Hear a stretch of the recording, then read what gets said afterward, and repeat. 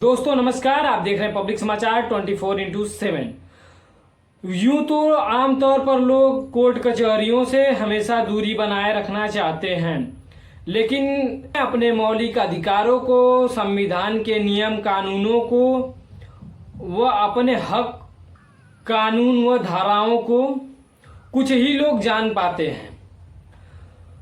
बीते शुक्रवार को भारत के संसद में गृह मंत्री अमित शाह जी के द्वारा 3 नए बिल पेश किए गए, जिसमें सीआरपीसी एक्ट, आईपीसी एक्ट और एविडेंस एक्ट, इस तीनों में बदलाव किया जा रहा है। जी हाँ दोस्तों, आपको बता दें कि अमित शाह द्वारा कहा गया कि अमृतकाल की शुरुआत हो चुकी है और अंग्रेजों के द्वारा बनाए गए कानून को बदलना जरूरी है, इससे भारतवासियों को न्याय मिलेगा। दोस्तों आपको बताते चले कि जो अंग्रेजों द्वारा बनाया गया कानून था उसमें सजा का प्रावधान था, जबकि अमित शाह जी का कहना है कि जो नए कानून बना रहे हैं उसमें न्याय मिलेगा, भारतवासियों को न्याय मिलेगा। तो आइए बताते हैं आपको कि किस किस कानून को बदलाव किया गया है, कौन कौन सी धाराएं बदली गई हैं, कौन सी धाराएं पुरानी परंपरा के तहत हैं या कितने में बदलाव हुआ है, कौन सा बदलाव हुआ है। इस वीडियो को, इस जानकारी को देखने के लिए हमारे साथ बने रहें, वीडियो को कहीं पर भी स्किप ना करें और चैनल पे नए हैं तो चैनल को सब्सक्राइब करें। वीडियो फेसबुक पर देख रहे हैं तो पेज को लाइक करें और अंत में हमें कमेंट सेक्शन में एक प्यारा सा कमेंट करके हमें बताएं कि इस कानून में बदलाव सही है या गलत है। भारतीय दंड संहिता, जिसे आईपीसी कहते हैं, जो 1860 में बनी थी, अब वो भारतीय न्याय संहिता 2023 होने वाली। आपराधिक प्रक्रिया संहिता यानी सीआरपीसी, जो 1882 में बनी थी, वो भारतीय नागरिक सुरक्षा संहिता 2023 होने वाली। भारतीय साक्ष्य अधिनियम 1873 अब भारतीय साक्ष्य विधेयक 2023 होने वाला है। यानी ये तीनों कानून बदलेंगे, जो कि 150-160 साल पुराने हैं और कहा जाता है कि वो समय अंग्रेजों ने कानून भारतीयों पर राज करने के लिए बनाया था और वही कानून चलते आ रहे थे। अच्छाई है, बुराई है, लेकिन समय के साथ बदलना चाहिए। सब कुछ बदल रहा है, टेक्नोलॉजी, इंटरनेट, एविडेंस, काफी कुछ बदल रहा है, तो कुछ बदलाव होने वाले हैं। तो अब आईपीसी में 23 अध्याय थे। भारतीय न्याय संहिता 2023 में ये 23 जो थे, अब ये 19 अध्याय हो जाएंगे। आईपीसी में थी 511 धाराएं, भारतीय न्याय संहिता 2023 यानी नई वाली में होंगी 356 धाराएं, यानी धाराएं कुछ कम हुई। अब कुछ खास धाराओं के बारे में आपको बताते हैं। हिट एंड रन यानी गाड़ी से टक्कर मार के, कुचल के भाग जाना, वो धारा 104 होगी। अगर दुर्घटना में किसी की मौत हो जाए या वाहन चालक मौके से फरार हो जाए या घटना के तुरंत बाद किसी पुलिस अधिकारी या मजिस्ट्रेट को वो रिपोर्ट ना करे जो भागा हुआ है, तो उसको 10 साल तक की सजा और जुर्माना हो जाएगा। यानी हिट एंड रन, सड़क पर चलने वाले लोग ध्यान से चले बिल्कुल, क्योंकि ये कानून और सख्त होने वाला है। हिट एंड रन यानी गाड़ी से टक्कर मारकर भागने वाली जो प्रावधान था उसमें और सख्ती की गई। अब शादी के बाद, शादी का वादा करके शारीरिक संबंध बनाना, शादी का झूठा वादा करके शारीरिक संबंध बनाना होगी धारा 69। शादी का झूठा वादा करके महिला से यौन संबंध बनाना अब अपराध है।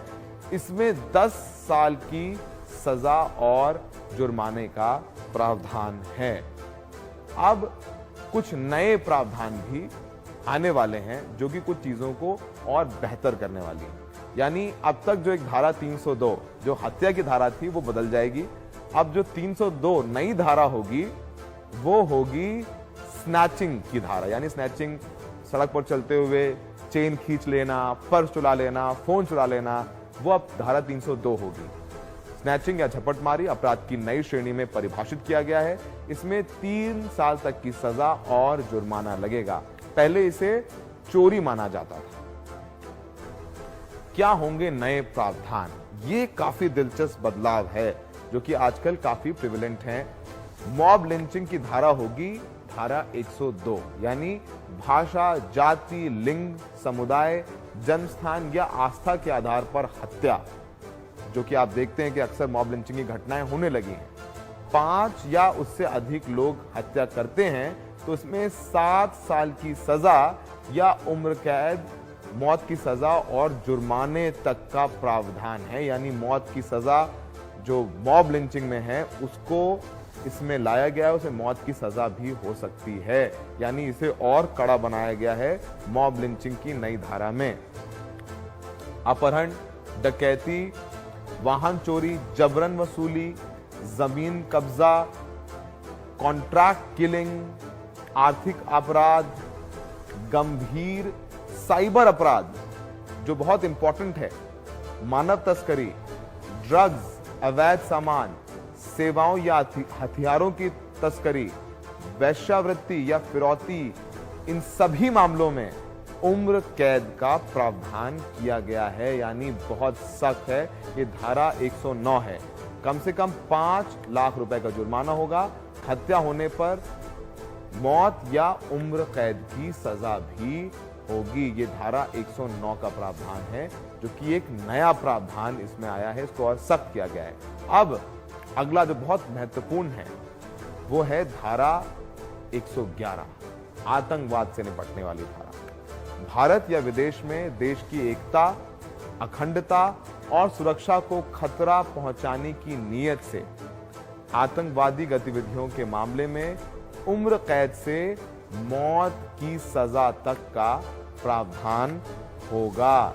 यानी मौत की सजा देश के खिलाफ आतंकवादी गतिविधियों में अगर आप संलिप्त होते हैं या कोई संलिप्त होता है तो मौत की सजा का प्रावधान है। राजद्रोह की जो धारा थी उसका नाम बदल गया है। नया नाम है भारत की एकता, संप्रभुता और अखंडता को खतरे में डालने वाले कृत्य। इसमें जो न्यूनतम सजा है वो 3 साल से बढ़ाकर, अब तक 3 साल की सजा थी, इसे बढ़ाकर 7 साल कर दिया गया है। धारा अब तक इसे कहा जाता था धारा 124B, उसे पूरी तरीके से खत्म किया जाएगा। ध्यान रहे ये राजद्रोह की धारा है, देशद्रोह की नहीं। देश के खिलाफ युद्ध छेड़ने के मामले की एक अलग धारा जिसे आईपीसी सेक्शन 121 में लिखा गया है। और ये धारा वेजिंग वॉर अगेंस्ट नेशन, आपको याद होगा कि पाकिस्तानी आतंकवादी कसाब के खिलाफ लगाई गई थी। अब आपराधिक मानहानि का कानून है वो बरकरार रहेगा। जो आपराधिक मानहानि का कानून है वो बरकरार रहेगा। इसमें 2 साल की सजा या जुर्माना या दोनों में से एक हो सकता है। संशोधन किया गया है। अब इसमें सामुदायिक सेवा भी शामिल की गई है। महिलाओं, बच्चों के खिलाफ अपराधों का एक नया अध्याय इसमें जोड़ा गया है। इसमें रेप की सजा है उसको बढ़ा दिया गया है। न्यूनतम सजा जो मिनिमम सजा है वो 7 साल से 10 साल कर दी गई है। पहले 7 साल थी, अब 10 साल। 16 साल से कम उम्र की नाबालिग लड़की से रेप का अलग कानून बनाया गया है।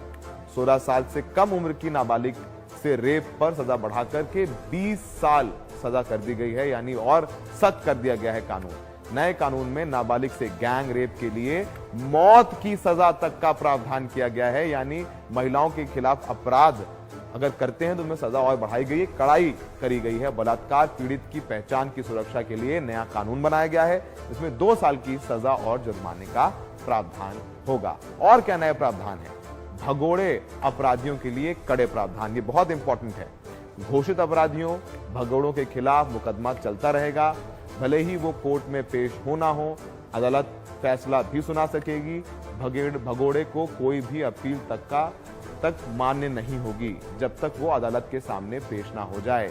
यानी दाऊद इब्राहिम जो बाहर है उस पर अब तक मुकदमा नहीं चल सकता, मेहुल चौकसी के खिलाफ नहीं चल सकता, नीरव मोदी के खिलाफ नहीं चल सकता, हाफिज सईद के खिलाफ नहीं चल सकता क्योंकि ये संदिग्ध हैं। लेकिन अब इसमें ये अपराधी होंगे, बाकायदा मुकदमा चलेगा और इनको सजा दे दी जाएगी। जब सजा दे दी जाएगी तो इनको देश में वापस लाने के लिए आसानी रहेगी। तो वो एक बहुत बड़ी चीज है। मैरिटल रेप अपराध नहीं होगा, इसे परिभाषित कर दिया गया है।